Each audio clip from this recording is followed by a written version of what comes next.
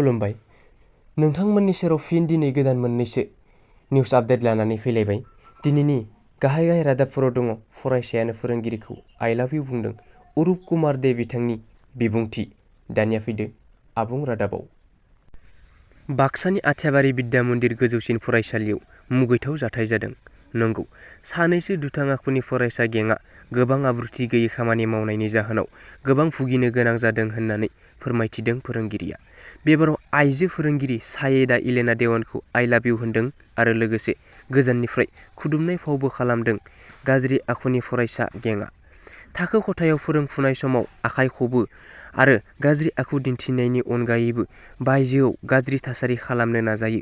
सिगां बारग'लांनाय फरायसाफोरनि समाव बेफोरबायदि माब्लाबाबो जायाखैमोन होननानै फोरमायथिदों आइजो फोरोंगिरिया। दायो बैसोर गेंनि हेंथायै फरायसालिनि गोरायुंआ थानायाव एफआइआर होबाय। आसाम सोरखारा दासान्दि रांनि आंखाल जादों।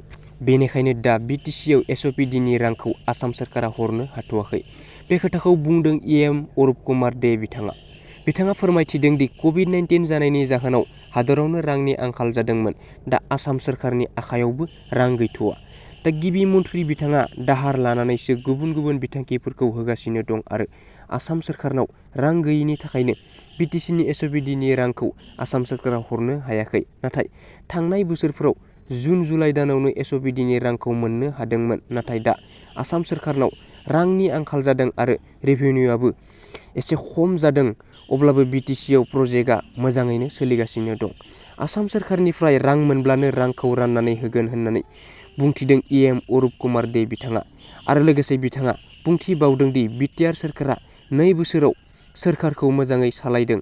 जेरै हा मेला खुंदों, जायनि गेजेरजों हा पाट्टा गैजायिफोरनो हा पाट्टा होनाय जादों आरो बिनि अनगायैबो आइएसपिएल खुंदों, जायखौ आसाम सोरखाराबो खुंनो हायाखै होननानै बिथां अरुप कुमार देआ बुंथिदों।